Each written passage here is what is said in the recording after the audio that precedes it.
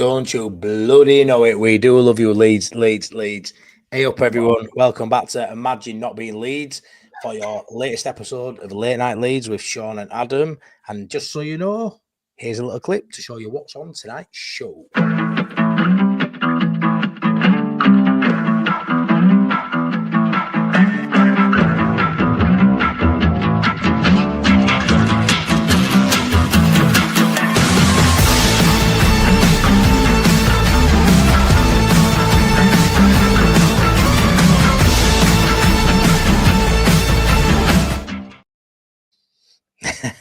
I knew one of us would be dancing then when that ended. Class, lads. How are you doing, boys? How are you doing? You well? We're all good, mate. Yeah. Feels like it's been a long week. I don't know why. Well, it's because of my work or what, but I don't know what you boys think. Yeah, I know what you mean. Maybe I'm no away today, football. so I'm all over the place. Yeah. Yeah, no football. All over the place, no football, but I'd rather be in the Cotswolds like you, Adam. I know that. No. Yeah, mate, I'm the only thing making sounds for about 6 miles around. Is that your second home then? Is it your second? Well, it's one of them, yeah, Sean. Yeah, mate. Is that your second home? It's just one of your getaways, yeah. I think it might be the fourth or fifth. I've lost count. I don't know. If your internet stops working, does your butler just give it a knock? Like, is that how it works? Yeah. I'll ask him. Hang on. I'll ring the bell. Jeeves. Anyway, let's see who's in. Callum's in the chat. Hey up, buddy. Hope you're well, mate. Well, Callum, lad. My mate Rob Brooke. Hello, lads. Hope you're good. We're all good, mate. Evening, gents. Says Darren. Hope everyone's had a good week. The weekend's here. No football, no. But still, it's the weekend, and I'm glad for a few days off work. Evening, Duncan. Evening, Priestley. Glad you managed to drop in, buddy. So, let's get into, before we get into the QPR game, which seems a lifetime ago, we've got to check in with you know who it is.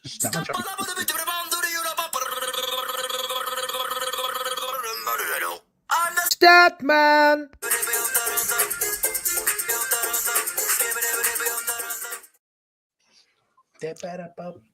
Let's go. Stats for the QPR game. Possession 66% Leeds, 34% QPR. Passes, Leeds made 487 passes, 387 accurate passes, which is 79% accurate passing rate.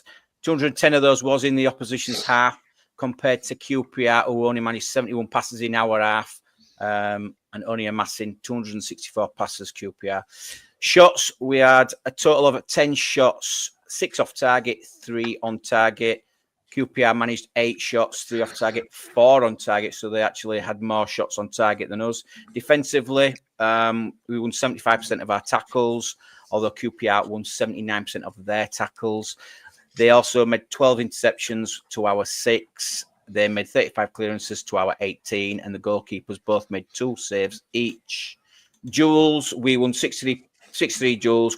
QPR made 69, won the 69 duels. 48% of them were ground duels, and 58% of them with aerial duels for QPR. We only won 22 aerial duels, which amassed to 42%. So obviously they were aerially stronger than us. Going on to player ratings, Jimmy Dunn for them with the highest player rating with 7.6. Lowest for us, as you can see, 5. All Brendan Aaronson, and that's why he deserved to get hauled off at half time.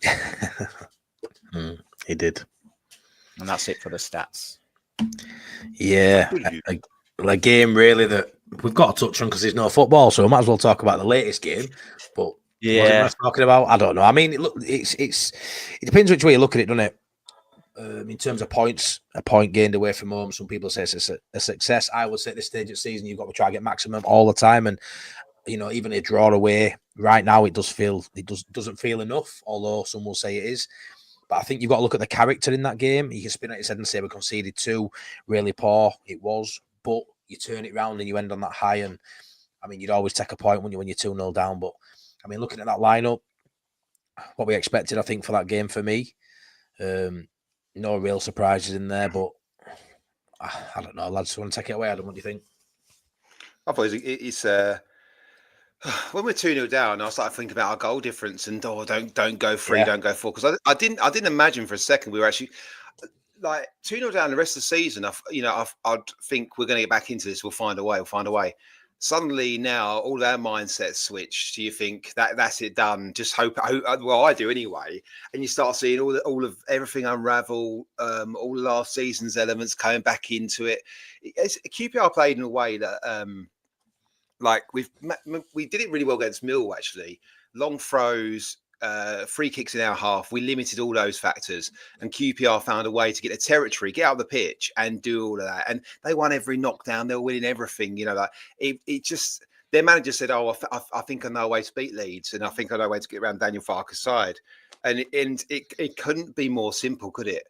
Long throws, kick it into the box, big lad, knock-ons, headers, and I mean, the first goal. Brendan Aaronson, it rolled out to him, and not even the assist bit. The bit where he was on the edge of the box, he was coming to him, and the player moved him out of the way, took the ball. Then there was another whole passion of play. He then got it back, and then it's such a fuck up that you can't really. Just rolling it inch perfect onto the guy's foot, like to run onto, is incredible. Like, everyone must have just been screaming at the TVs if they weren't at the game in that moment. Like, what? And I say from then on in, I've seen a lot of people say, yes, a good point because we were 2-0 down. But yeah, we were 2-0 down because we made ourselves 2-0 down. But we did fight our way back into it, and we did show heart, we did show character. And Gnonto was absolutely brilliant when he came on. I don't know if we're going to probably get into this at some stage.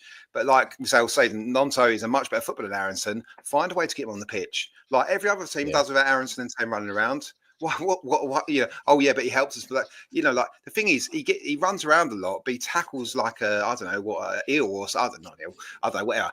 He tackles. He's jaws. He's crapping. He gets in the way. Brilliant. Yeah. But I don't be too harsh on him. But you see when it's Gnonto, just find a way to get him in the side. I know now he's supposed to be injured or potentially. Well, I was just going to say, Adam, we'll everyone in chat will touch on that. I've started a couple already talking about Gnonto, what we'll come into, but as of right now, we don't know how serious the injury is.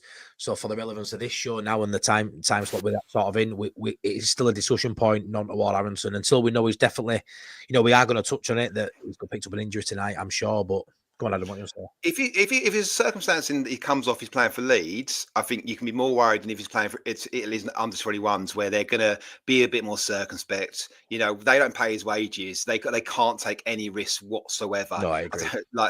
So I think you see this a lot in international. If someone comes off and actually, next day they're okay. So I'm not like at the moment we don't know anything really. He might be absolutely fine. Like it might have been completely precautionary. Yeah, I agree. They don't want to mess up those relationships they've got with club sides, do they, with national sides and that. So, especially under 21 level, I would expect. To be fair, it wouldn't surprise me if you've got a knock like that. If Gnonto's not even too keen on, I'm not saying he's going to say I don't want to play the rest of the game. But wouldn't surprise me if it's just a thing. And if there's any slight doubt, you just take him out. You know what I mean? But yeah, he shouldn't be far off that. He shouldn't be far off saying I don't want to play the rest of the game. If Falk should be sending him off with that message, any slight tweak, any feeling of any muscle, or if you're not feeling 100%, just absolutely get off the pitch. No, I agree. Your thoughts, Sean, on that QPR game, mate? I thought we started fine. I thought we were doing what we needed to do, and then obviously the mistake came. Great assist by Brendan Aaronson for the goal, got to say. But terrible. You can't be giving ball away in your area like that, and that changed the game for me, because I did think we were slightly on top at that point. Gave QPR the confidence to push on, didn't it? And we just couldn't deal with them. They made changes to the team. The QPR, they actually played with three central defenders, pushing Edwards into that midfield. Mm-hmm. Basically, just to give them that physicality that we can't handle in that midfield areas. And it showed.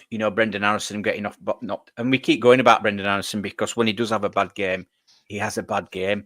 And I thought against Millwall, he did well, and he deserved to start. Look, we can talk about the team. We will talk about the team. 2-0 down. It would a number of mistakes defensively, really bad. Not getting out to the guy crossing the ball, and then not picking up Cook. I mean, leaving Cook for a free header in that, it's just scandalous. Absolute shocking. I mean, we'll talk about Pascal Struijk as well, because I know we were saying, weren't we, Adam? I were absolutely terrible with Pascal Struijk against QPR. But I just thought we were all right. But the fact that we came back, I thought we were all right until the goals, and then we dipped. But then we found a way to get back, and we pulled the goal back just before half time. Got the equaliser second half. I thought we could go on to win it, and it just didn't happen. We scored really early, didn't we? For that second goal, Sean. It was like, right, okay, we are going to win it now, and it just didn't materialise. I think Daniel Farke got his subs wrong that second half. All right, okay. Yeah. I don't know why he brought Solomon off. He should have brought Dan James off. I thought Dan James did look he looked knackered. He looked shattered. It's reluctant to take him off, isn't he, at the minute? I don't know if it's just counter attack or he stays on the full 90 at the minute, doesn't he? Yeah, we needed something different, and I just feel Ramazani out there or an Gnonto out there would have given us that maybe that just that different. Talked about dynamic last week, didn't I? Yeah. I mean, I thought, yeah, okay, Solomon played well. Jimmy Dunn, though, I mean, he kicked him up in air a few times, and how big's he? The biggest right back ever. But I thought he brought Solomon off, and he shouldn't have done, because I think we needed the Solomon, Gnonto, Ramazani, maybe. And like you said about minutes, giving these players more minutes, it were needed against QPR, and we didn't see it. I thought it would have made changes a lot earlier. I know Gnonto coming at half time, but that would cost some answers. Yeah, go on, Adam. Sorry. I think this is what the whole James thing. I think we're seeing his performance is tailing off a bit now, and I think there seems to be less energy in everything he's doing. Like, other than when he's sprinting around fun, but he's crossing, he's shooting. It's all a little bit off it. And I think the miles and the legs over the season is catching up with him a little bit. And this is the skill of management, isn't it? Spotting these things before they happen or whilst they happen. Or whilst they're happening would be decent as well. Actually, not even before. Let's just try whilst they're happening, spotting at that stage, and pulling him out of it. Pull him off the pitch. Like, just don't just go. Oh, it's so simple. Go. Oh, Ramazani plays better on the left, so like, just get Solomon off, or whatever. Like, because Solomon's not playing. I think it's all too simple thinking. When I think actually, right, as you said, Matty, I think James is man right now, has been for a few weeks, and he gets into that mindset, and he doesn't then change. He doesn't show any adaptability in that. Going, actually, Dan James is absolutely fucked here. Let's get him off the pitch. Give him a rest. Yeah, everybody goes through patches of form, don't they? Right, and you've seen it this season. You saw Solomon have a purple patch. You've seen Dan James have a purple, and when Dan James hit that purple patch, we were talking about it 3 or 4 weeks ago. He was unplayable. Like, you couldn't touch him in this division. Better than everybody in the league for those 6, 7, 8 games. He was outstanding, and like you said, it's an art of management. You've got to realise when it's time to mix it up. You've got to realise, technically good football, they're really good, can do anything in one moment, but when they're out of form, and you've got a squad that is good enough to start games. You've got a bench that you've trusted in certain moments this season. You have got to mix it up, and you have got to change it. And then you've got to give him that desire then to win his shirt back. Form, everyone's got quality in this side. They've all got quality, whether it's systematically, individual quality that can win anything at spur of a moment. We've got it all in this side, but he's also got to know as Farke when he's got to change it up. And for me, I love Dan James. I think he's been outstanding. Probably player of the year for me, if I'm honest. I know there'll be lots of people who's played well, but for me, he's my man of the season so far. But right now, he needs a rest. And I know we're getting a rest now over international bit, but he's still got away. He's still playing minutes. So we talk about Aaronson getting flogged all season. Dan James right now, for the amount of work he does as well in the game, probably runs more than fucking most, doesn't he? Let's be fair. Double summit lads. But like, he's getting flogged, and you've got 4 really good wingers there. That's one position we don't have to flog. We haven't had to flog them all season yet. Now we are flogging the wingers out a little bit. I think it was tactical as well for me. He won't get in the spaces that he normally gets Dan James to run into. And I think we needed a Ramazani on, maybe just to give us that different option of taking the fullbacks on, because their fullbacks didn't really push too far forward. They sat quite deep. So maybe a different player in there, a more skillful player in there would have benefited us. So it was tactical and physical. He did look so tired, and like I say, it was a bad call for me, that by Daniel Farke. I just want to touch on as well, Sean, when you said we were talking about it, and absolutely right. I was so annoyed by our captain's start to the game. The player that was most nervous to me was Pascal Struijk. He kicked the ball away a lot. He gave the ball away a lot. Even sometimes we used to do it before Bielsa. Like, if the ball's in the air, we'd always, even in 5 yard space, the player heads it every single time. Bielsa went, no, like, bring it down your chest and then play football. Like, and Struijk went away from that a couple of times. He's just heading the ball, or he's trying to get in front of his in front of the attacker all the time. He's too eager to win the ball. I know, like, Rodon sits on, Struijk goes tight, blah blah, sweeper, one clutch. But sometimes you've got to be smart.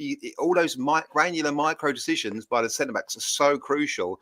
And like through the second half, even the early second half, they had a really good chance, but they got into the box. And Struijk's just gone in behind, just followed this attack for no reason. Never going to get the ball, and he's just played round him. Striker plays there, striker spins him, Struijk's completely out of position. It's not good enough. And we're seeing all the Pascal Struijk stuff that we saw at the back end of the Premier League, I think, where he got worse and worse. He looks really frustrated with himself all the time. I don't think he were right. We talk about mentality. I don't know. He just didn't look right from the start. I think it's just, you know what it is, lads? I think it's just nerves. It's got really. They'll be feeling it. They'll be feeling nervous. They were there. These players were there last year.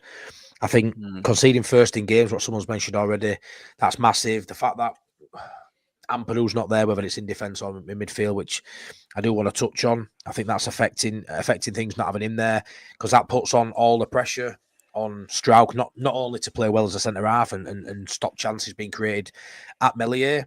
He's also got to be a leader, whether it's vocally or just by performance. And it's a shame when he isn't quite at it, because we know vocally he isn't I don't think he's an inspiring captain vocally. I don't think he rallies the troops. I think he's someone who leads by example. When he ain't leading by example, is he a conversation where if we get back after the international break and Ampadu's fit again, which I think when he's fit, I don't think it'll take weeks and weeks. I think when he's fit, he'll be back in.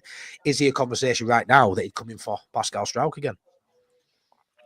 I don't think so. I think you need to get Ampadu back in that midfield as soon as possible. Like, he just needs to play midfield. He needs to run the middle of the park. Because teams like, we need more big players on the pitch, not less. Ampadu's smaller than Struijk. Like, that is our Achilles heel. Get Ampadu in midfield, 2 big centre backs plus Ampadu, and let Ampadu be the leader from the middle of the park. The thing is with Struijk, like you say, it's about, he looked the most nervous player on the pitch for the first 15, 20 minutes. And he's our captain. What chance you got? What chance? Because you say he doesn't lead by shouting at people, so it's all performance, and that's just such a bad message. Like, it's as bad as it gets. It's like I was angry watching him. Me and Sean was chatting about it. It was really frustrating when your captain's like that. Like, who else would you have as a vice captain? Because obviously he's chosen Pascal Struijk and Callum thinks Meslier. Rodon. I mean, Rodon just whines. Meslier don't do anything for me, but Struijk, I don't know. It might have just been just one game, but if he carries on playing like that, then you've got to have that conversation that Ampadu comes back in as CDM as a central defender. But it's a conversation. It's a conversation. I prefer the middle of the park, but I mean, I prefer the middle of the park. I get what you're saying. No, exactly, Sean. But I get what you're saying, Adam. But then again, if this run of poor form for Struijk continues, regardless of his fucking height, mate, do you know what I mean? If Ampadu's fit and Struijk's struggling, then regardless, I don't care if he's 8 foot tall. Like, if he didn't play well with ball at his feet, pal, he'll be out. You know what I mean? Because let's be fair, at home, Rothwell's sound in midfield with Tanaka, and away, Gruev can do a job in with Tanaka, and so can Rothwell. Don't get me wrong. So I don't think the middle of the park is. I think Ampadu should play in the middle of the park. But if Struijk's struggling, I'd have no qualms about playing Ampadu there, just because you've still got Ampadu on pitch. You've still got his leadership qualities. He can still dictate a game from the back. He's still gonna do all that shithousery that we are missing, getting it rest face, leaving his leg in. Yeah, you want him in the hub of the midfield, you do, but not at the jeopardy of having a poor centre half. And I think Struijk's outstanding. I love Pascal Struijk, one of my favourites. But like we just said, then right now on form, he's in a purple patch of bad form. And if that continues into a week or two after, Ampadu, I think, will come back in, pal. I do. Do you think he's had a few bad games then?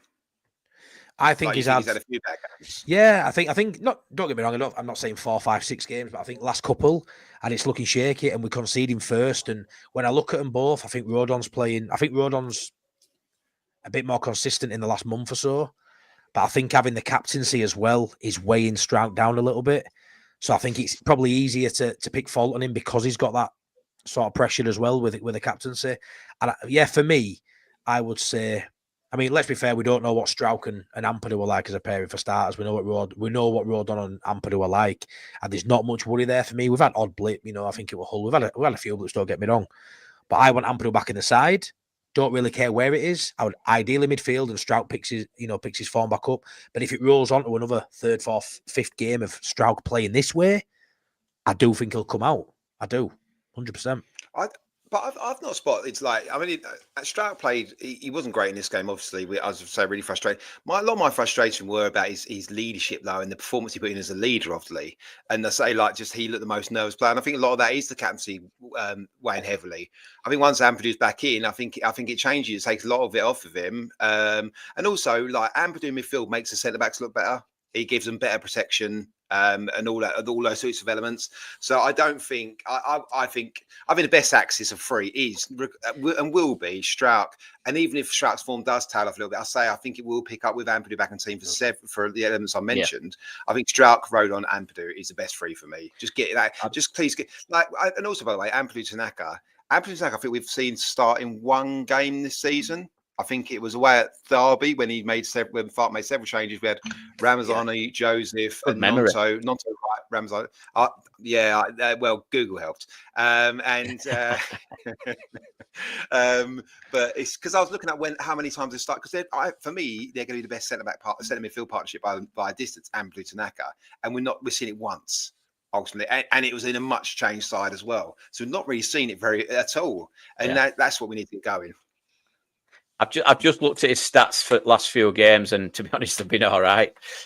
Portsmouth 7.4, Millwall 7.3. But if it does continue, there has to be I mean, we've only got 8 games, so it can't be something that we say, well, we'll just keep him in, and hope he finds form again. You got to take him out if he's out of form.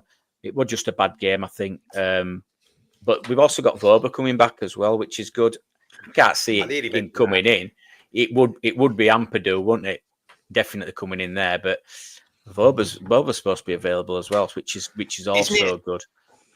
Isn't it mad how Voba's got he's done absolutely nothing for us this season. Crazy. The ability, the Austrian international, full season in Bundesliga last season, he's done absolutely nothing. And even when he came back last time, Fark was favouring Ampadu over him in centre back even then. So he's not going to do anything still, is he? He's not going to do last 8 matches. And Paul reckons here Joe Rodon will be a good captain. Like I say, that a few people have said Rodon.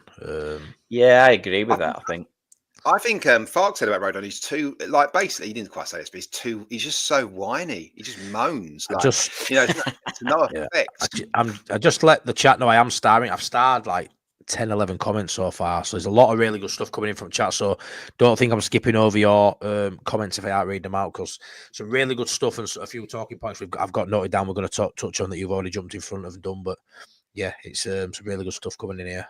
Rodon is like a Gnonto as a proper warrior. A lot better than Gnonto Duncan, but I get what you mean, mate. He could split his head open, he could cut his leg off, he'd still strap himself up and come back home with Rodon, which I think what we all love about him. He just epitomises what you think of a Leeds United player, and he is definitely a warrior. Whether that makes him a good captain or not is we don't know, but he leads by example. Yeah, I mean, doesn't he? You don't know what he's like in dressing room, do you, and things like that. It might just be on pitch, but you need a captain to be on the field and off the field as a leader. So 100%. That's why Ampadu's so good at it as well. I think rather than Gnonto, I think he's more like Mr. Bean for me.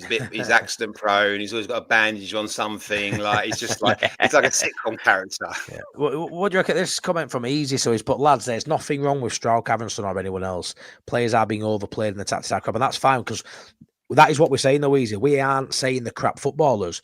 The drop in form or their poor performances are down to probably the stage of the season, lack of rotation. So there is definitely some fault there at Farke. If we're saying Aaronson and James and that are tired and Strauch's out of form, it might be, not be rested enough, or subs not being on point, whatever you want to. you want to say, if you're directing that Farker, there is an element of that, because none of us think Strout's a poor player. We don't think Aaronson's shocking. He shouldn't be playing at this level. Whether we agree that he's our type of 10 or we love him as a player is, is a different thing. But there is a little bit of element of blame at Farker's door for probably every single player's form or anything during a season. Of course there is, but we're not saying that way. We're just sort of saying it's accumulation where we are in the season. Nerves, tired legs, tired mentalities, physically tired, yeah, but also mentally fatigued, some of these players. And I tell you what, this international break for me came at a really good time. I won't lie. I didn't do my ratings show. When I had 2 or 3 days I needed off mentally from Leeds United. I didn't watch any content. It was really nice. If I'm feeling that as a Leeds fan and someone that absolutely loves doing this, what a player's feeling. The lads that have gone away probably will enjoy being away from club, to be fair, because even lads that aren't playing football, they're still at Thorpe Park. It's still drummed into them. They're still having to think about Leeds day in, day out. And that's a great privilege, don't get me wrong. But the lads who were there last year, which is, 90% of them, do you reckon it's that point now when 11 games to go last season, we fluffed it? There's 9 games now. The last 4 have been poor or satisfactory at best, but the points total's been poor, 1 winning 4. Is it a deep-rooted problem that's going to eat away at them for 2 weeks? Either the lads at Thorpe Arch or away. For me, it come at a good time. For the lads, did it come at a good time? Is what I'm basically going around houses with you, or what is it a bad time for lads? Do you think? No, it's a good time. Yeah, it was a good time. Yeah, good time. Good time. Yeah, just have the break. 100%. I think the players' level will be going. A lot of them be going away. I know Byron put something on who's going away for a few days to get some sun. So quite a few. Anyone's left had 3 or 4 days off as well. Completely forgot about football. It's perfect. It's absolutely perfect. I think they all needed to recharge.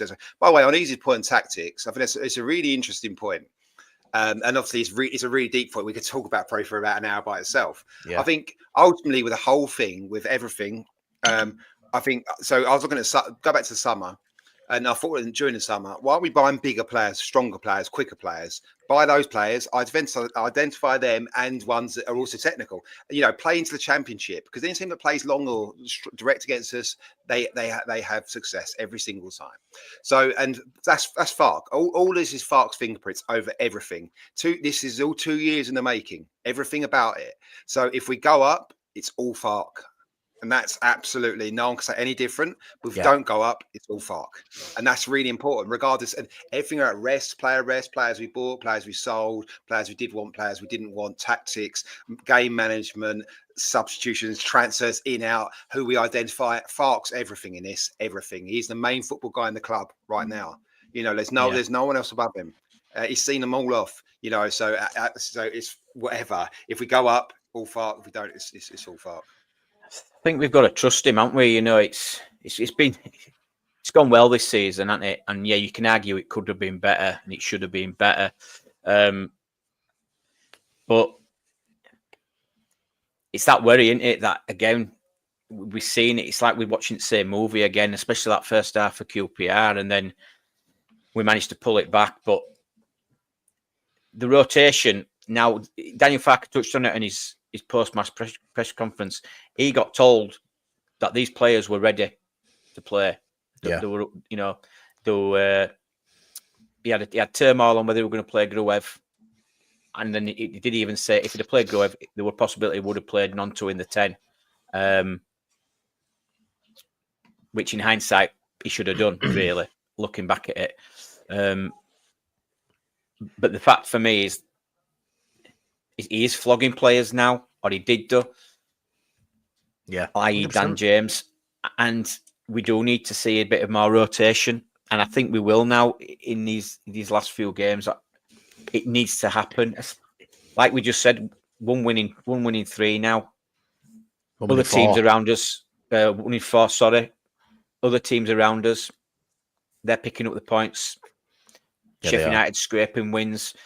Burnley, they're looking like the team on form. Still not conceding, but scoring. It's got to be a bit of a worry. And of course it is. I just sometimes feel the calmest man is Daniel Farke. He's we're all sort of like a bit nervy. He sees these players all the time. They've got all the stats. Thing is, Sean, as well. Go on. He'll be able to take credence from the fact he's been there, done it. I know he didn't last season, but he will be confident in his own ability. Where as a fan base, we say, but are we as confident in Daniel Farke as he knows he is in himself? Probably not. We've got the scars of Leeds United beyond just 12 months ago, like he has. So he probably is the calmest to a degree. You know, he knows Leeds is a massive job. He knows he ain't going to be there in 5, 6, 7, 8 years. Sam, I'm pretty sure of that. There'll be pressure. It's his job. It's his livelihood. But no one feels pressure like us fans. You know, for me, not even the players. I think everybody can move on. Everyone can move on and live the life after Leeds United, can't they? We can't. We're here forever. This is PTSD for Leeds fans, and this is the worrying time because we've been there, we've seen it, we've done it year after year after fucking year. It's what we do, and we live for it. Apparently, I don't know why, but it's brilliant. I think you said obviously the flip side of a lot of it is on Farke.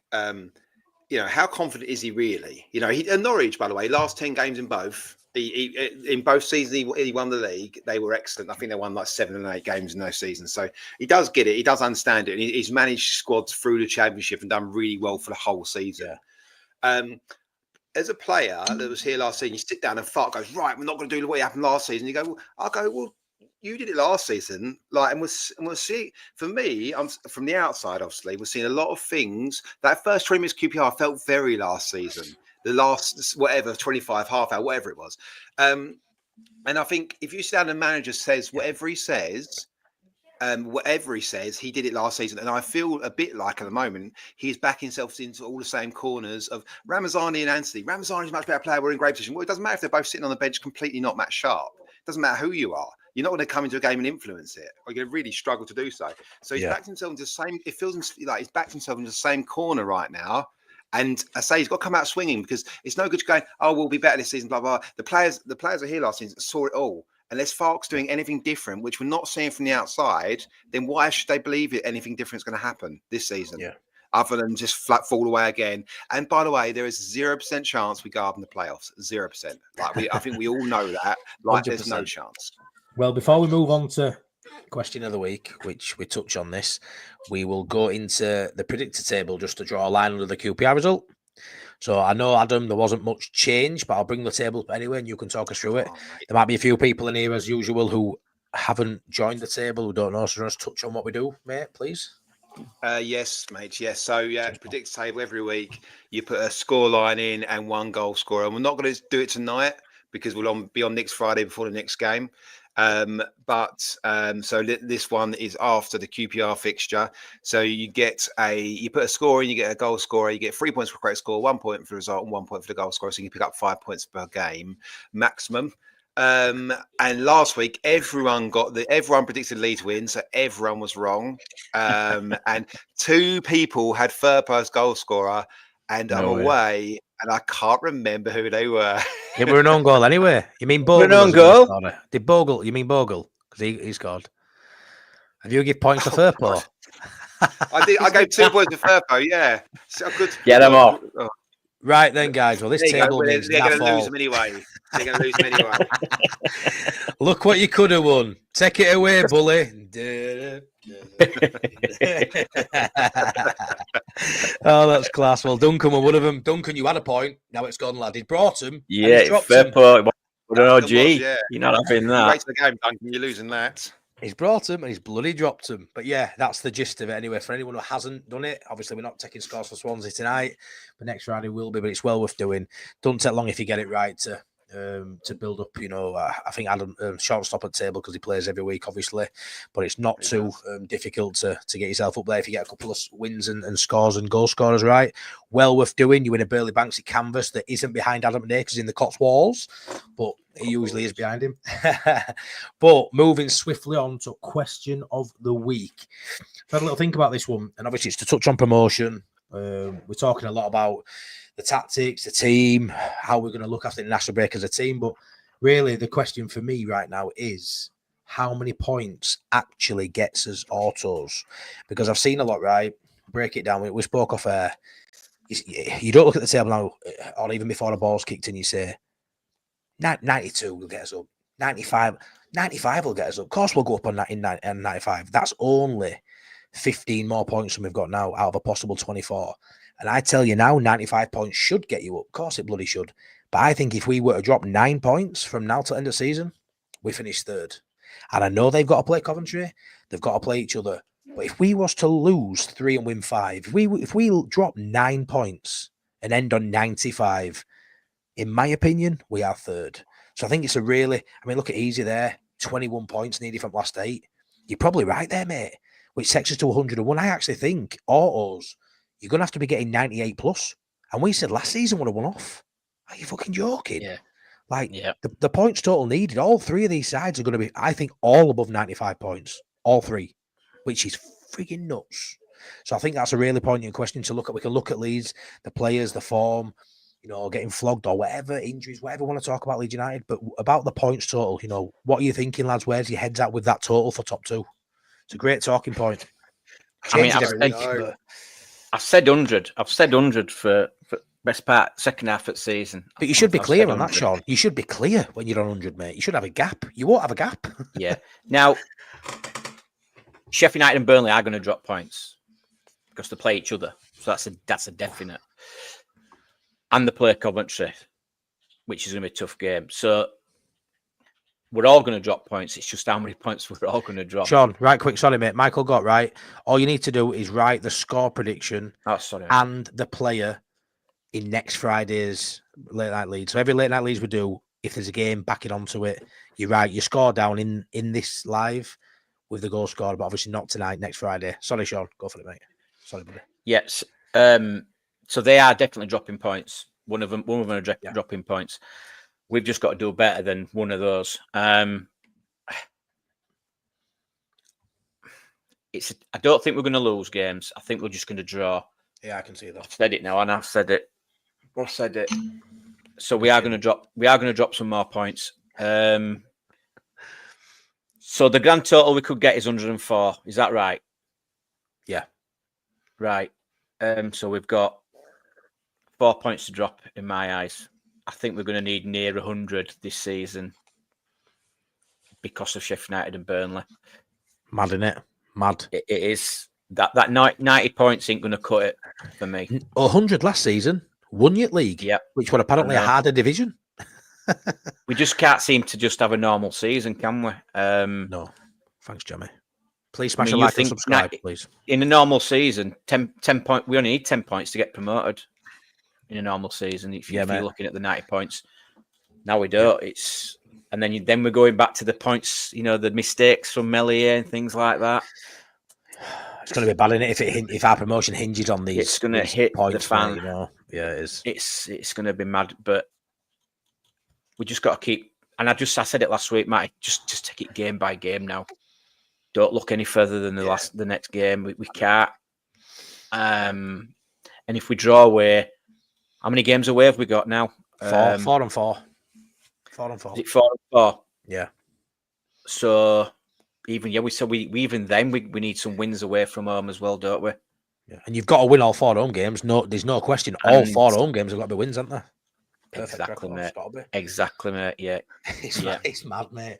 Like I say, I spoke to you guys before I come online. We're doing voice notes, and I thought we were thinking of a question a week, and I said it, and then as I started, that is actually a really good question because that is mental when you look at it. Because you do just off the cuff go 95 you're up, but then when you break it down now, like Duncan says here, he said for a while 96, but even he's questioning that now.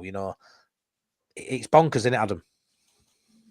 Oh yeah, I'm looking at the table in front of me. I'm trying to work out, like if Sheffield United beat Burnley or Burnley beat Sheffield United, they're both playing for 2 less points. On one of them, sorry, at least because if they draw the game against each other, they both drop 2 points, or at least one of them's got to drop at least 2 points in that game. Both of them. It's if we get 100 points, we win the league. Like, there's no doubt about that. Like we win the league. Are you sure about that? Yeah, 100%. I will put money on that. Sure about that? And I will put money on us not getting 100 points as well. Like so, that's there you go. So it doesn't. None of it really matters. It's game by game, as Sean says. Every game is obviously a cup final for all 3 teams now. If we win a game, one of them drops 3 points. The gap's huge. The gap's huge all of a sudden. Like it's just Burnley losing this game. Whoever playing, we win suddenly with 5 points above Burnley. It's massive. with 7 to play. You go, oh, then you suddenly in isolation that moment, the next you feel really close to Premier League football. Then you'd stop talking about the bigger picture, didn't you? Like, one more game where they drop points, we don't. There, Adam, is we say, don't we, on average 2 points a game gets you promoted, right? Are we now at a point when with 8 games to go, 2 points a game isn't enough? So you win all your home games and you win away, that's 16 points. That isn't enough, is what I'm getting at. So now when we go away from home, Adam, we get a draw. Yeah, it ain't enough no more, is it? So, but we've drawn away. That ain't enough now. Just said we need to win some away games. Go on, Adam, what it's gone. The gap between the Premier League and the Championship is too big now. When the teams come down, they have such a massive advantage over every team they play against. They win majority of games. The 2 points thing that Daniel Fast, because he stopped saying it now. I haven't heard him say it for a little while because I was fed up with it a long time ago because it's fine as a title, win home games, draw away, and everyone's like, yay. But like other teams doing so well, you have to do better than that. So let's look, that's the context. The context is nothing to do with 2 points a game. The context is you've got to finish above 44 other teams, and that's it to finish top 2. And that's the whole context. So if they're doing really well, you've got to do better. And that's and ultimately they say, fortunately, Luton came down and they've broken the mold somehow and fucked off down the other end of the table. So that's fine. But it's these two. By the way, you look at all the underlying stats. Sheffield United and Burnley aren't amazing. Sheffield United in particular aren't an amazing side. They get outplayed a lot, but they don't matter, does it? The game they play. Yeah. No, it doesn't matter. Yeah, it doesn't matter at this point.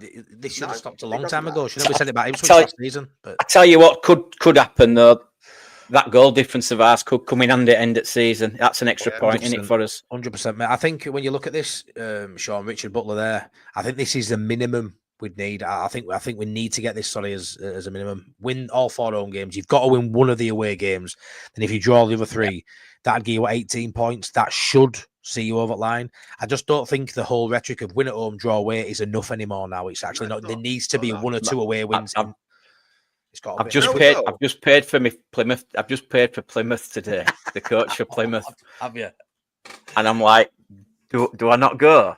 Oh, imagine! Can you imagine? I mean, we've said whether we do it or not, we're just going to go down. But if it comes to that last day, Plymouth away to win to get promoted, I tell you what, lads, there's part of me saying I'd take that going into the last day for it to be in our hands. I'd take that right now because there's a chance it might not be in our chuffing hands. Do you know what I mean? Like, there's actually a possibility it might not be. So for me, if you say you win your last game, you go up, you probably take it now. That's how nervy it is. And imagine how sick you'd feel all week waiting for that game. No, do you know what as well though? Right now, usually every fan thinks more worried about their own side, think their side's going to fuck up. You are Sheffield United, Burnley, or Leeds fans. Who's going to bottle this? Who do you think is going to bottle this out of 3? And nearly everyone, I think, will say Leeds United. Yeah. And that's where they need to. It's mad at them because everybody said all season, haven't they? Everybody bar Leeds fans have said Leeds will go up. Everybody. As it gets closer to the end and it's as tight as it is, that's changing. Now everybody's looking in going, well, Leeds at best side. Leeds should have gone up, blah, blah. But now he's 15 games to go. You say, they're looking. Now, the tighter it gets and that gap's narrow, they're all saying Leeds will not fuck it up. And it's mad how a couple more weeks down the line changes stuff. And you can see it already. We're now in our biggest blip of the season. Our best players now aren't playing their best football. All of a sudden, 8 games to go. Everyone's up as arse. International break. Gnonto goes, gets injured. Leeds are falling apart again. It is a worry, no matter what. And I'm a positive fan. I still think we'll do it. But there's a lot there. What plays into that mentality role where our backs are against the wall now, boys.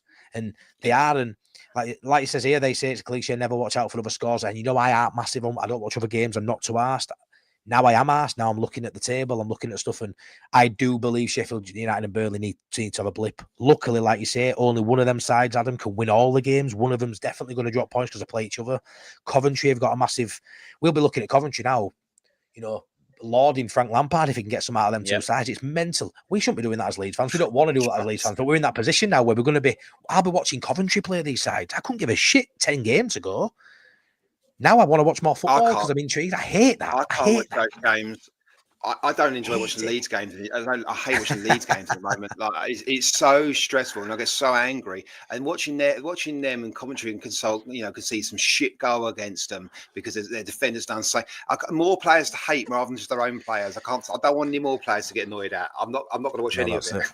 See, I will. I'm other way. I love it, me. you know, I'll be watching all these games and I'll be cheering when a goal goes in. I thought Sheffield United. Go on. Sorry. Just saying, thanks, Jay. Thanks for that, buddy. Much appreciated. It says liked and subbed. Much appreciated. With you, Jack, Joe, and Co. I no longer have time for my kids. Well, I'll tell you what, mate. You might not have time for your kids, but you've got time for one more. Sean at Wilco White's. Sean, bang your link in. Jay, do me a favour if you haven't already. Sub to Sean at Wilco White's as well, please. Cheers, Jay. Thank you. And then you've got even less time, but if you don't mind, mate, stick him a sub on, mate, top guy. Andy Rowe, 96 is enough for automatic. You would say so. I just start Shaw at a minute, mate. I just start Shaw. Oh, it is. I just start. Did you watch Sheffield United, Sheffield Wednesday?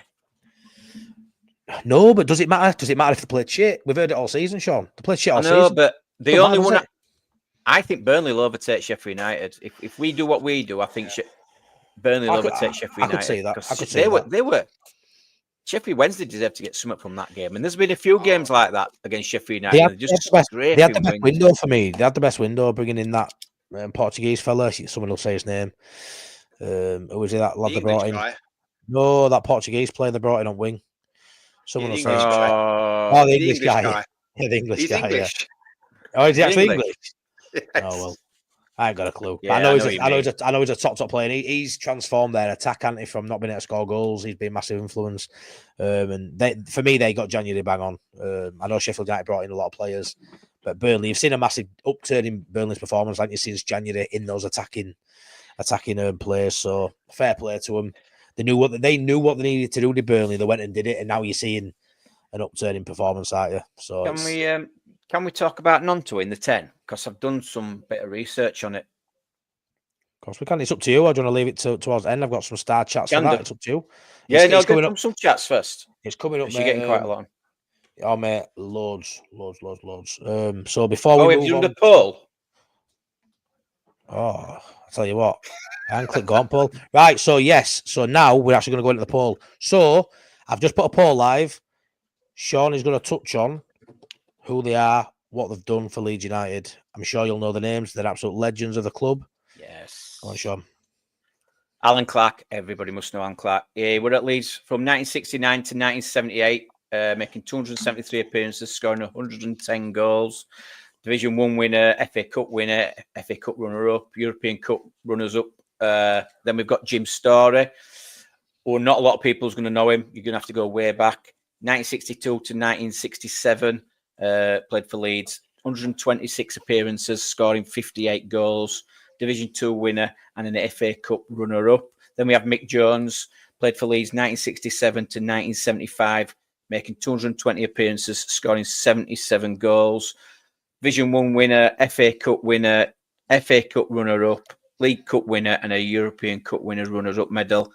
Then we've got the big lad, John Charles, from 1949 to 1957, made 297 appearances for Leeds, scoring a massive 157 goals.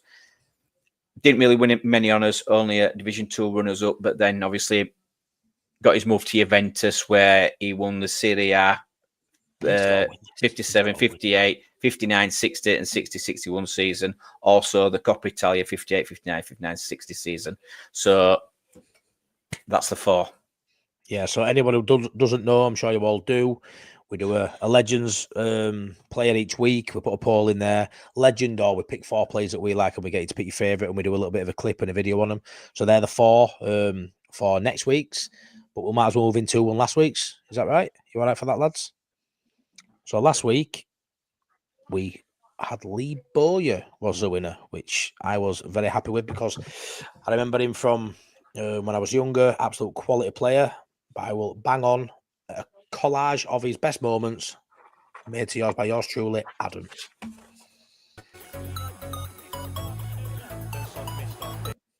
Start again, there you go, boys.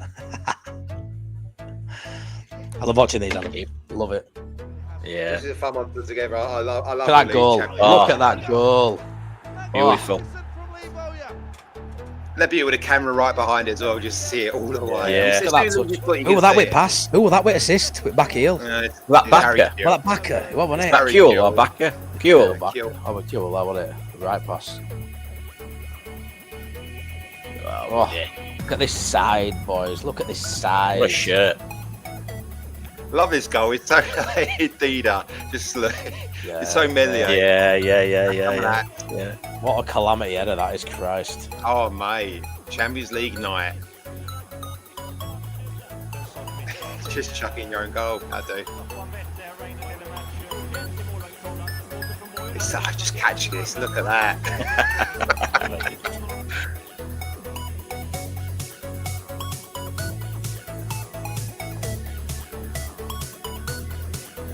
George Graham. Batty's still there. There's back of the Bridges. That's what you call Bowyer. goal scoring midfielder. Love it. Mate, really. Different breed he was. Right midfielder, age of wingers. He was played their role completely differently. Yeah. I'm intrigued to Didn't see, stop mate. running. I'm intrigued to see if you actually got down how many England caps he got, just out of interest, because that's, yeah.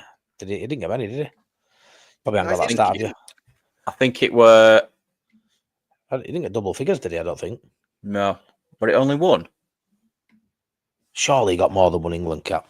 Someone in chat can check it and have a look. Gonna have to look it now. But do you want me to go through? Yeah, please do, mate. Let us know stats. So, Lee Bowyer, signed from Charlton for 2.8 million. At the time, it was a record fee for a teenager. What it? Yeah, it was 2.8 million at the time. 1996 to 2003, he made 265 appearances for Leeds, scoring 55 goals.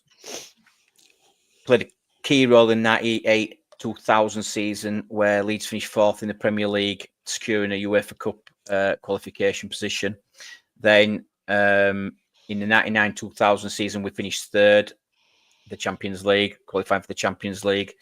Then the Champions League run came when we got to the semi-finals. Most memorable goals against, obviously, AC Milan, Barcelona. Yeah. Played in that midfield with Batty and Decor. Just a major factor in that European success. Later on, management, then he moved into management and went back to Charlton to manage Charlton after his playing career. Moved to West Ham. I think moved to West Ham, didn't he, from Leeds United? That was when we were obviously having to sell players after the decline we had. But yeah, like says there, Bowyer and Woodgate should have got more caps for England than they did. Yeah, I will look into that, how many England caps he got. But like you said, what a goal scoring midfielder, energetic, battling. Yeah, just. You're a bit like a David Batty 2.0, a little bit, a little David Batty, but you had the goals and the drive and the passing to go with it as well. So he was really nasty top player on the pitch, he had a few scraps, didn't he? A few scraps. Kieran Dyer, him and Kieran Dyer talking about scraps. Jay, I was in Armley Nick through 2001, 500 metal doors banging every time we score. I can only imagine what it's like in Armley Nick when Leeds are playing. Like, can only imagine. That's class, mate. Thanks for letting us in a little bit there, mate. And yeah, that's a comment I've not had a name before, buddy. I won't lie. Legend, mate. Yeah, I can only imagine. But yeah, I mean, like you say, whenever I think of Bowyer, I always think of obviously Champions League nights. I always think of Woodgate. It's like in my head they come as a combination. I don't know why, maybe because of trial and stuff like that. But he's just such a great player. I mean, obviously he's a Southerner, but he came through our academy. I think the name must have moved to Leeds at a young age. We brought him through. No, wasn't that young? Was it not that young? No, like 19, I think. 19. I just remember that, obviously, that side, it was just such a young side.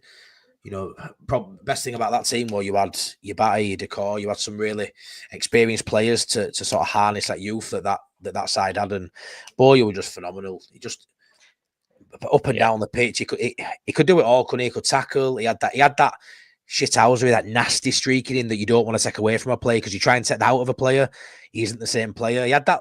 He has that bit of Gazard about him. He could shoot. He could do something really, really good with ball. He had that nasty bite. He had everything you'd want from a midfielder in any era for me. And it was such a talent. I mean, he played a lot of it out wide, I think, right, didn't he, Bowyer? He did. He played out right. He played out right. Which is bad when you think of him, innit? When you're thinking now like a winger or whatever that takes players on, and he was more of he'd probably be a box-to-box midfielder now, wouldn't he? If you looked at him, he'd be more central. But just the way he played the game, I just loved it.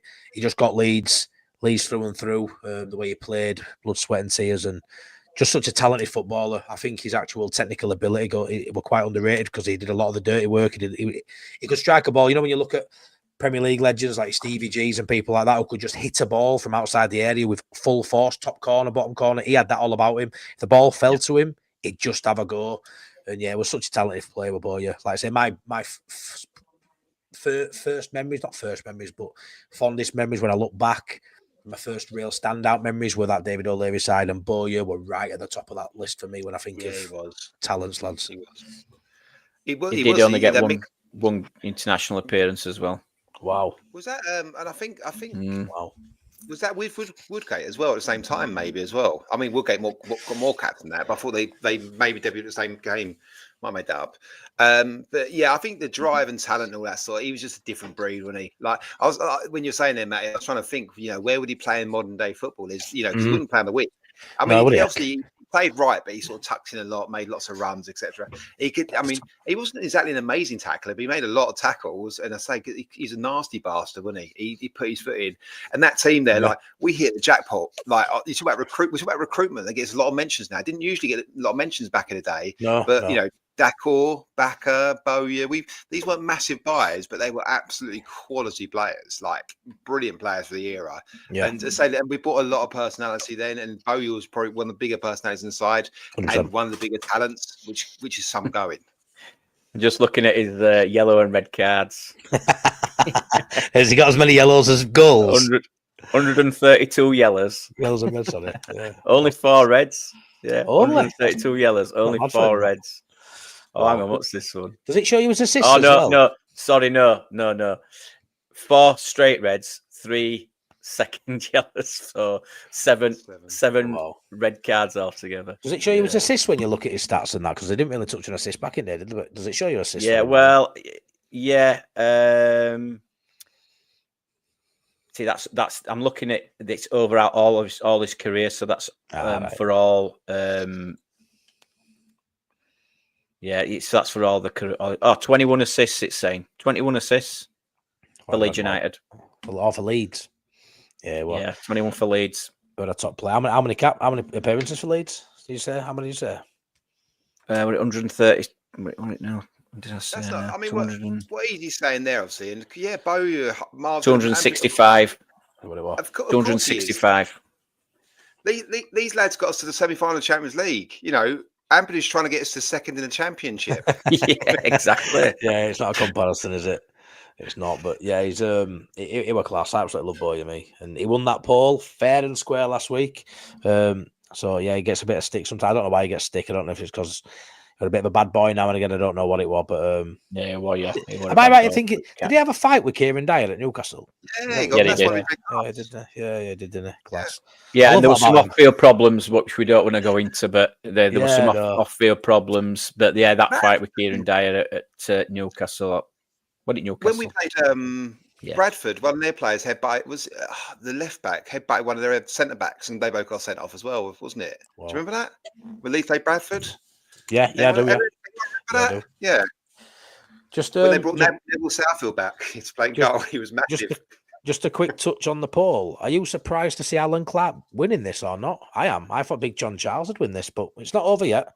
It's not over yet. Until I voted for Alan Clark because I can see. Because we're at Revier, I want it, and that with the glory years, and John Charles. I think John Charles, but yeah, we'll see how it goes. See till end, but yeah, so we'll leave it at that on Bowyer. Best era, but yeah, I'm going to now talk about the big news we had a couple of nights ago that I dropped. I'm going to play the clip again for anyone who didn't watch. There's 37 of you in now. Please stick a like on the video. Please subscribe to the channel. Please subscribe to Sean at Wilco Whites too, please. And yes, so anyone who doesn't know, I'm sure you do by now, we're doing a late night Leeds ladies. I'm not saying it's the first all-female panel show. It's not, but it's going to be the most frequent. It's going to be a weekly show. It's going to be something that I've had a lot of messages from top creators on the YouTube scene who I think are a little bit gutted. We've kind of got in there first and done it. I don't really know. It's gone down really well anyway, on it, boys. But I'm going to play the clip and then we'll jump into it for 5 minutes and have a chat about it. But here it is.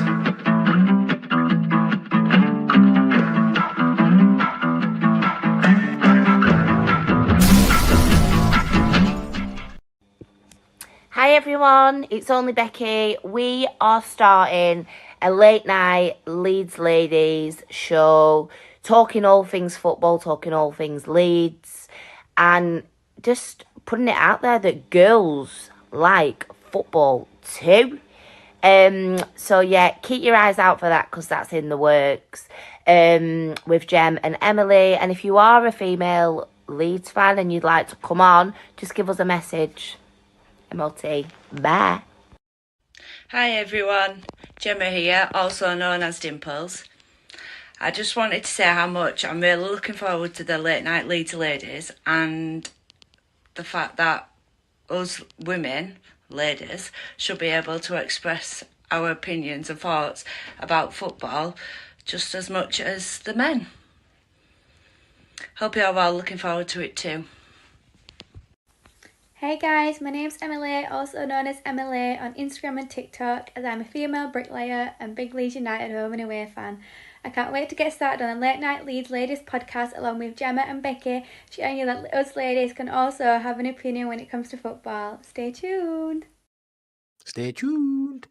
So yeah, absolutely love it. So anyone who wanted the other night when I dropped that news, let us know your opinions in the chat. We'll much appreciate the girls, the ladies are very excited for this, very nervous, but very excited and know it's something that needs to happen really in this space. I think it's a really good opportunity for them to get out there and speak and create a space where women, if they don't watch much YouTube, I don't know, maybe they'll be drawn to it having an all-female cast. And I think it's something brilliant in it, boys. We're really looking forward to it. We'll be speaking in group chat. We're all becoming friends. We've got a Late Night Leeds chat and we're all speaking, and it's been a really fun week on it, boys. It has, yeah. Really been great getting to know them. Loving the dimples. On big screen, you don't realise how predominant they are for Gemma, do you? Yeah. And if you want a wall building, there you go. Emily's always going to come in handy for us. But no, there's so good, honestly. And I think they're going to smash it. And I think we all agree. They definitely smash really it. well. Yeah. You know, it's Late Night Ladies, great. All female panels, fantastic. But regardless, by the way, they have lots of good football opinions as well. Lots to talk about. And lots to get into. They do know football. They do know Leeds United. So why they go not? to the games, home and away. They go to the games. That is massive. Absolutely. Yeah, they go to the games. Home and away. Say, don't get me wrong. A lot of fans in it. You know, we don't all have to go to the games, but you know, these do go to the games as well, which is great. You know, it gives you an insight of a female, but it also gives you the insight of someone who goes to games day, you know, gaming day out. I mean, Emily goes to all the away games as well as all the home games, and you know, not many people can profess to do that. I can't get to any away games. It's difficult to get a ticket, but it shows you a dedication to the club, doesn't it, that she manages to get tickets for every away game. So it's great. It's great that we've got three lovely ladies, regardless of the football opinions, but it just so happens with win, tick, that the fact that they know what they're talking about as well, which is going to be really good seeing insight. And like I said on my show the other day, one of the first things Gemma said on group chat, what about basically how fit Firpo were. And it's just something we don't speak about for obvious reasons, but it's just a whole different opinion. These football opinions will be, he looks better in shorts than him. There's all sorts. It's just a different perspective to what we speak about. So it's going to be fun. It's going to be engaging for all sorts of reasons. And yeah, I'm absolutely buzzing for it. So I just wanted to touch on that again because obviously it's going to be the Leeds Late Night Leeds umbrella sort of thing's going to, obviously it's on my channel, Imagine Not Being Leeds, but it's something that could grow beyond, and we're just going to see how it goes. We think we've got a good thing with this chat, with this show, and having a ladies section to it's just gonna make it pop a little bit more. So we've been excited by it. I'll stop waffling about it because I literally could talk to you about the girls all day, but I won't. What's he say? Yeah, Paul says total respect to the ladies. Do know as much about football as the men. It's all Leeds, aren't we? It's about both points of view. Man and woman will be fantastic. Listen, good luck. Yeah, too right. Becky will have you howling. That she will. She rolls no punches. She's a class lass. So you're right there, Rob. She had you laughing on TikTok. Even went to Reading away Tuesday evening. Baird kicked the ball as we're checking the nets. Okay. So yeah, we'll move on now to the star chats. I've started a lot of chats. The chats chat is what I'm going to look at now. I've got 12 starred from earlier. So these are just from various points in the show. Decent talking points coming up. So if you think I've ignored you, I didn't, I promise. They're up here. So going back to Paul's comment early on, Willie taken off just before the first half finished Hell's Bells. I hope the injury isn't serious. Fingers crossed. He's playing on Saturday. Leeds will have to check him out. So yeah, big news today. After about 40 minutes, Willie Gnonto gets a knock, goes off. Hopefully it's precaution, but it is worrying news because a big talking point at the minute, which we haven't really touched on because of this injury, was stick or twist really with a 10. Do you play Aaronson? Do you play Gnonto? I think, let's be fair, let's just, before you guys jump in, if we wouldn't have had an international break and we'd been playing tomorrow, Gnonto would have started in 10, wouldn't he? Yep. I know what you're saying, Adam. I know what you're saying. Yep. He should have started based on, any other manager would probably go, right, it's come on, impacted game. We'll keep it that way. I would have said it very much like when Rothwell came on and then he kept it. I think Farker, maybe not, mate. I get what you think. I get it. Yeah. But I know. Potentially would have started this week without a gap for me. It would have been an easy one because Swansea at home as well. Then we've got an away game, so it would have been an easy one to start Gnonto in the home game. Then Aaronson comes back into the away game. We start doing that again. I mean, he was so impactful, but he just plays the role very differently, and he's a much better footballer. That's the fundamental. I watched Lockie's video. I watched Lockie's stuff. He does some really interesting stuff, obviously. He delves into tactics and stuff and positional, and obviously, like he goes, he said himself, Gnonto's not a Daniel Farker 10, but neither's Aaronson. So then you go, okay, well, so who's the better footballer? I go, but Aaronson to run around. Well, fuck, just make it work without him running around. Like, just play the better footballer. You have a lot of the ball. Make that footballer work for you. Like, That's how I see it. Seems to get by without Aaronson.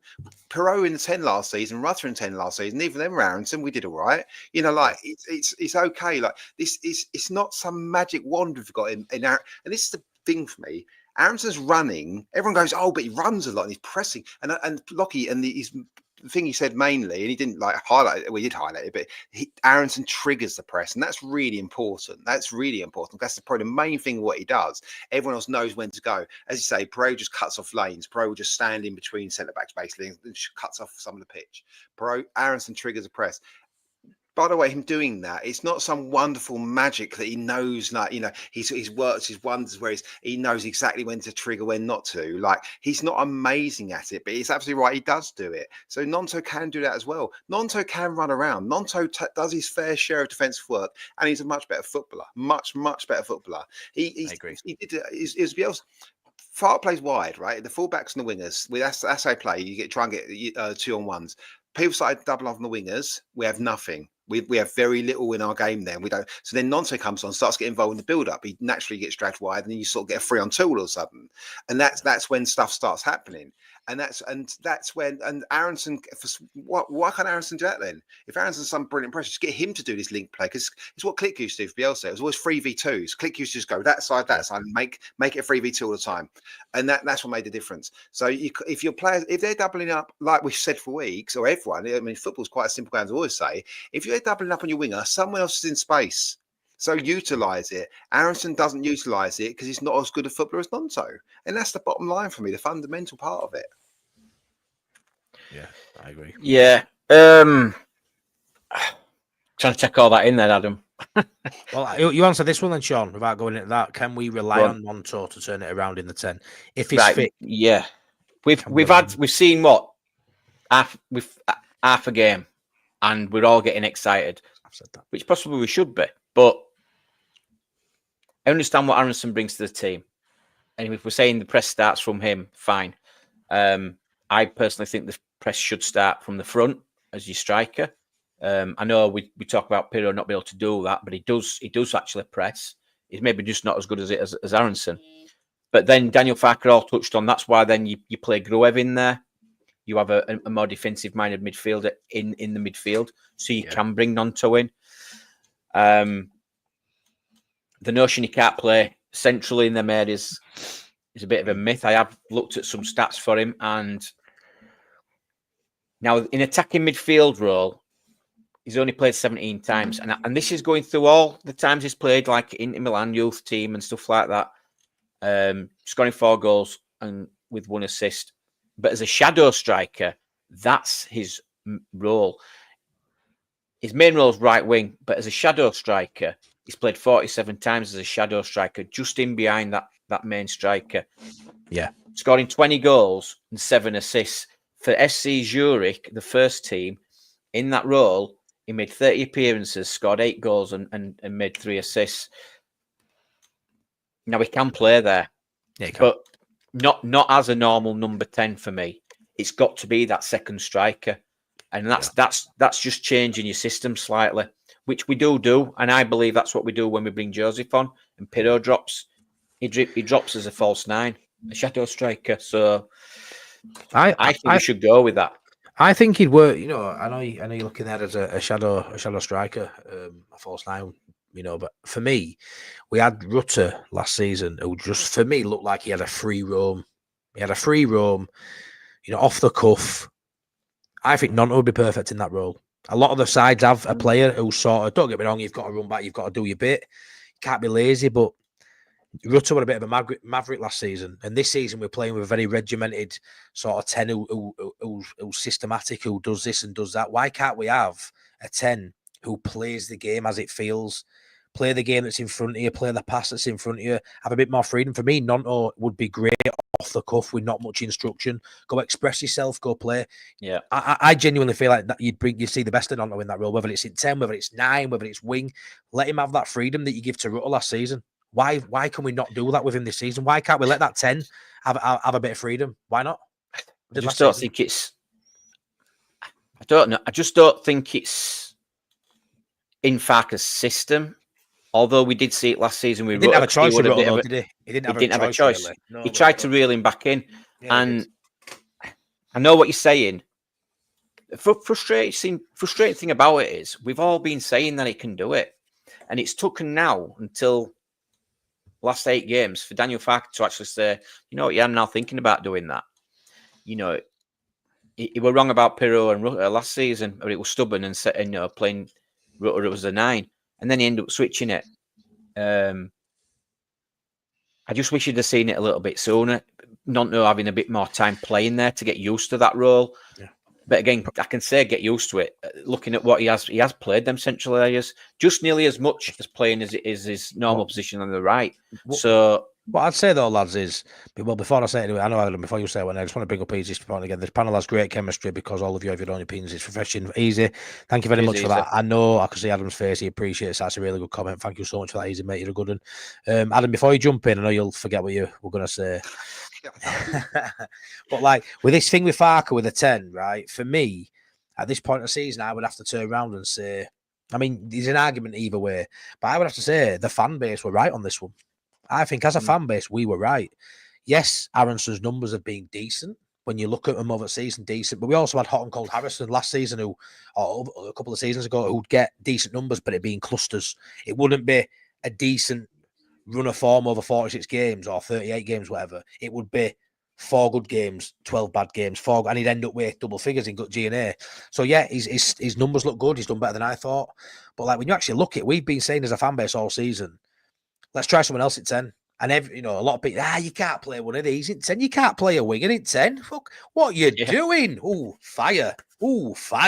Come on, we're not inventing fucking wheel here. If you're a winger and you can fucking kick a ball, you can play in fucking 10. I don't know why people have been saying all season you can't fucking boiled my piss. I won't lie to you, lads, right? Yeah. We're seeing now, Aaronson's leggy. Joe Blogs down end of the street's been saying that for the last 15, 16 games. Farke has continued doing it, and now we're at a point now with 8 games to go. We've shit the bed a little bit. We've just played Gnonto in for 45 minutes. He's turned game around. Everyone's like, ooh. A lot of people have said Gnonto couldn't play in 10, and actually. And then all of a sudden he's injured, potentially. Before Adam jumps in. It's fine. Go. Matty, you are right. Well, the fans are right. We've been saying it all season. We're all right because he don't normally play this many games with Brendan Aaronson. He always drops off at second half of the season, predominantly throughout his career. Right now, he's got a 2-week break. He's not going away international break. There's a possibility he will start against Swansea. Yeah. If we see the same performance, there's no excuses whatsoever. If he plays like he did against QPR, he's got to come out of that against Swansea. He's got to come out of that team. You've got to put someone like Gnonto straight in. Yeah, we've got to do it. Last chance saloon for Aaronson, I think. Got to be. How many chances are you going to get? Yeah. How many chances are you going to get? And you're not going to get a fresher Aaronson, are you, than Swansea next week? That's the freshest now he can possibly be till the end of the season, lads. Yeah, exactly. Go on, Adam. If Gnonto plays right wing, he plays inside right. If he plays in the 10, where did he play? He played inside right. Yeah. Right. And so the only difference was you had Dan James outside him sometimes, or sometimes inside him, sometimes ahead of him. And so honestly, we're not reinventing the wheel. We're just saying get that better player on the football pitch. And I say, and everyone goes, oh, well, because it's about this 10 thing, 10. Who gives a just play your, and I don't think you don't just play your best players ultimately for everything. You've got to have some structure aside. Yeah. You know, like talking about Mavericks, talking about Rutter, talking about those sorts of Somerville. You know, those players, there was an element there. Farch goes, oh, go play. And there was, but I think actually, Gnonto's ball retention is really, really good. He's really good. If that ball rolled out to him at the edge of the box, the one before Aaronson gave, if that was Gnonto, he keeps hold of that football. There's no way people don't just pick Gnonto up and move him out the way they say and do Aaronson. And that's that. Yeah. So if Aaronson's defensive input is the main thing we're trying to defend here, main side, well, just look at the last game, and it's not. And look at several games where he just gets nudged out of the way. He's dual complete. I think he's in the bottom 10% of 10s in the league for duels, how good he is in duels, the ones he wins and the ones he loses, bottom 10%. Because actually, when he actually gets involved in that, he's not a very good dueler. And so Aaronson and James, neither of them can regulate how much they run. They can't go, I'll lay off a little bit this game and save my legs for something a bit later when I've got the ball. Neither of them can do it. So you can't keep, you're not going to change them. If you play them, they're going to run themselves into the ground, both of them. Yeah. Aaronson's done it. James has done it. You got Gnonto Ramazani sitting on the bench. Gnonto can play 10. And I say, and by the way, Pro plays 9, right? Pro can't play 9. And everyone said, yeah, he can't play Fark's 9. Pro, like we discussed last week, make that role his own. Let Gnonto make that role his own. And honestly, I think Fark, he wasn't worried. Last in Rutter was running around everywhere, and I don't think Gnonto would do it to that extent. He won't. Rutter was just he'd lose the ball 10, 11 times a game. That but he'd get you up the field when he didn't lose the ball. But Gnonto's different. There's not as much downside or upside with Gnonto as there was Rutter. So somewhere in the middle. But the upside of Gnonto's Aaronson is huge, and he can run, he can press, and he takes his defensive responsibility of Gnonto. He's really good at it. He'll track his man. But the 10 doesn't have to do. There's not some amazing thing the 10 does defensively for Leeds United. Aaronson's been in 10 a lot of time this season. Teams have still run through the middle of us. He hasn't been able to stop it. Against Sousa, against Sheffield United, he just got moved out of the way. The first half hour, he just gets moved out of the way as a bigger, stronger man saw fit. Get him out of the way. And that's what he did. It won't happen with Gnonto. We would have been better defensively against Sheffield United with Gnonto and 10 than Aaronson. There you go. Even that. Like, all this thing about, because no one ever debates whether Gnonto's better on the ball, better attacking for Leeds. No, but when you say actually some guys are better than Gnonto defensively, that's your bottom line right there. Yeah, I agree, Matt. Yeah, he is. Spot on, Adam. I love that. Spot on. He is stronger on the ball. And, he was brought in as a central player. He wasn't brought in as a winger. He would have the panic buy, wasn't he, when the other, I can't remember what the guy that Radzani tweeted about, and we didn't end up getting him. Oh, what called? The guy with a striker. Can't remember what we were called. So then we ended up getting Gnonto. So he can play centrally, can Gnonto. And we talked about it last week, Matty, didn't we? When he comes on, he drifts into those central areas. Yep. He likes to play central areas. He does. He'll be ideal. He'd be ideal. Good with his foot, left foot, right foot. Strong, like Adam's just said. Loves to shoot from edge at box. Can shoot from edge at box. We've seen it before. And the only reason he's been out of the team, Sean, is because he's been out of form. He got given a chance off the bench, and he earned his right to play more minutes now. So, and when he's competing with a player that's out of form, a few weeks ago, you can't argue with not getting minutes. Now he's been given minutes, which ultimately had to at some point. What more could he have done in 45 minutes than what he did? He couldn't have done no else. And he's playing for a shirt with somebody who offered less than he did. So for me, it's not really a discussion point. If he's fit, we'll have to see. If he's fit, for me, Gnonto plays. Is he going to be any worse than Aaronson? Well, no. Probably not on one leg either. What will he, mate? No, it won't, mate. No. It could be the key to what we need now, because we are Andy Rose got it right there. Andy Rose just got it right there. I've just seen that comment, Andy Rose. 1 month ago, Gnonto was unwanted man. Now he could be Leeds saviour. 100%. It's mad in it how, a week's a long time in football. A couple of, months, forever really, in it when you look at it. And he weren't getting minutes. No one really asked for him, but we know what talent he is. But it all comes to that form. You pick players who's on form. You pick your best players, and for me, it's got to be him going forward, but we'll move on. Andy Rowe said earlier about us conceding the first goal and having to chase games. I don't know why this has come in. Is it? I'm big on Ampadu's out with conceding goals. Is it as simple as that? Is there something else? Is it tired legs, or what's the issue? Because we are conceding first now in a lot of games, lads. The first goal's crucial. We say it every week. First goals. We aren't getting that first goal anymore. The goals for QPR were mistakes. Mistake from Aaronson, bad defending, wasn't it? For the second goal, every goal you concede a mistake somewhere, Sean, isn't it? Every goal, there's one mistake at least. Yeah and no, because some teams do score good goals, but in our case, because we do normally defend really well, it is probably going to be a mistake. Yeah, true. So yeah, there's that conversation. Are we missing Ampadu in defence? It's one of those, isn't it? There's got to be a reason for it other than just all the time. Because everyone's played the same amount of games, haven't they? Everyone's played the same amount of games. Everyone's playing 2-3 game weeks. What do you think it is, Adam, to that first goal? What's the question? Why are we conceding first more often than not at the minute? Oh, I don't know. I think it's such small margins, isn't it, where you concede first and not like we've had, remember we were 2-0 up. I think we were 2-0 up at Watford, and Sissoko ran down the right wing, and Mesley comes out and smothers it. That goes in. So they were 2-1. That game ends 2-2.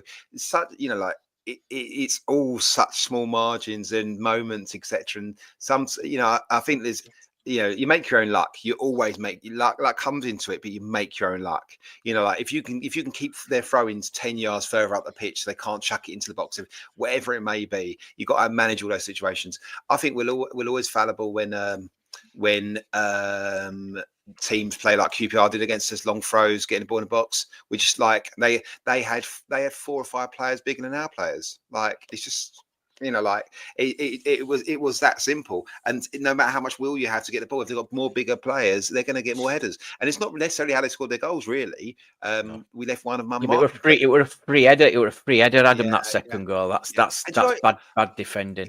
It was a really good header as well, wasn't it? Really good. They had a chance a bit later on where they headed it straight to Meslier down the middle of the goal. That's exactly the same sort of chance where if they head that in the corner, they score.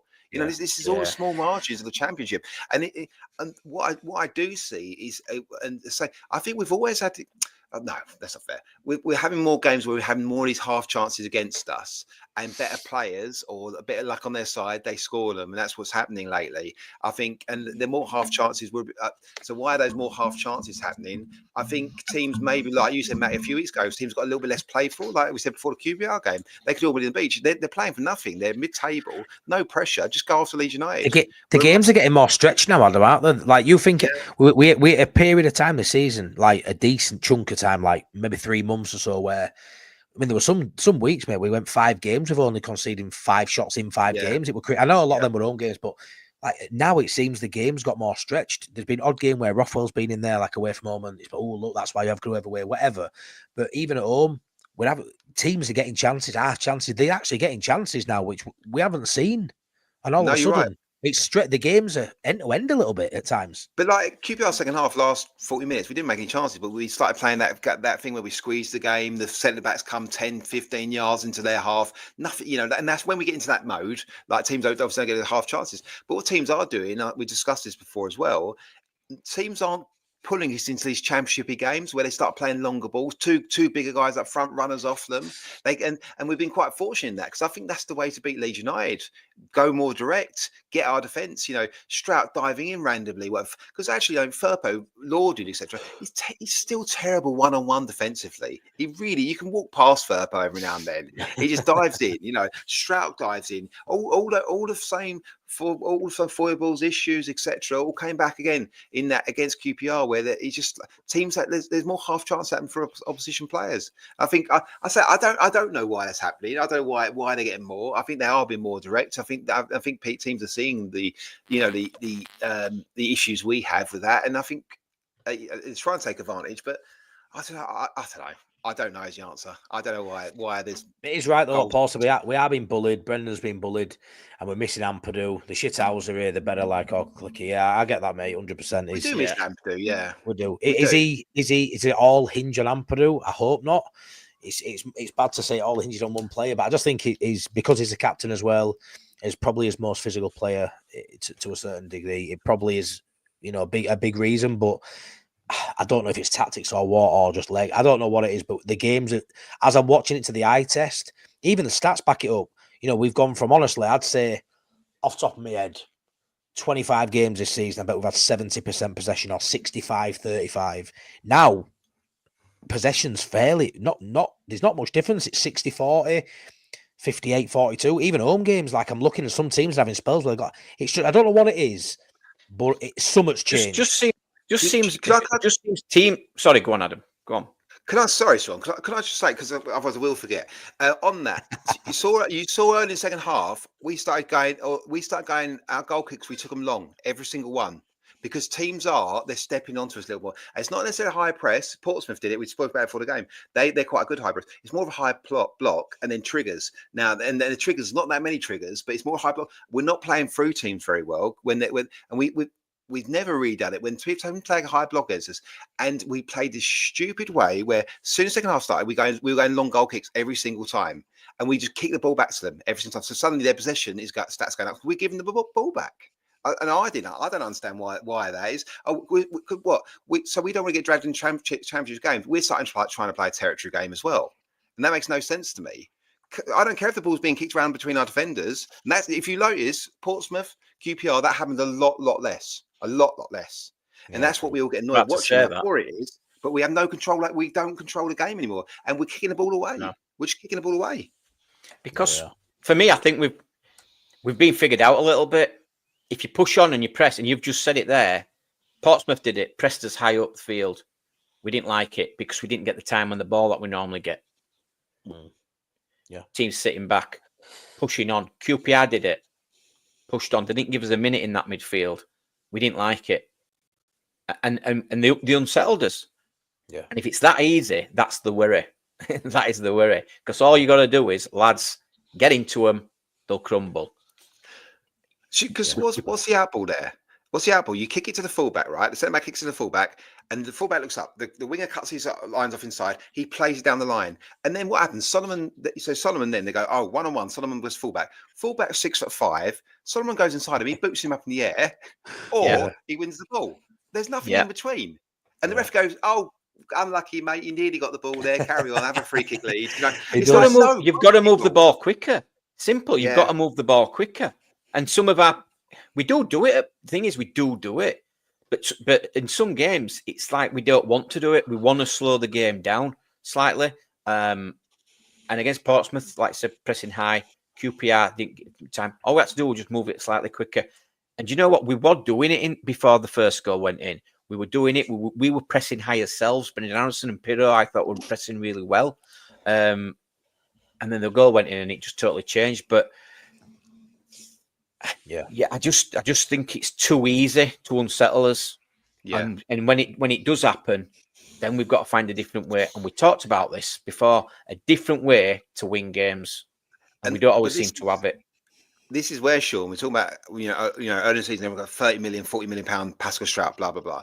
And then this high block stuff happens, and he just kicks it away because he goes, I don't know where to kick it. I don't know where to give it anymore. I'm just going to chip it down the line. That'll do. I'll chip it down the line and see what happens.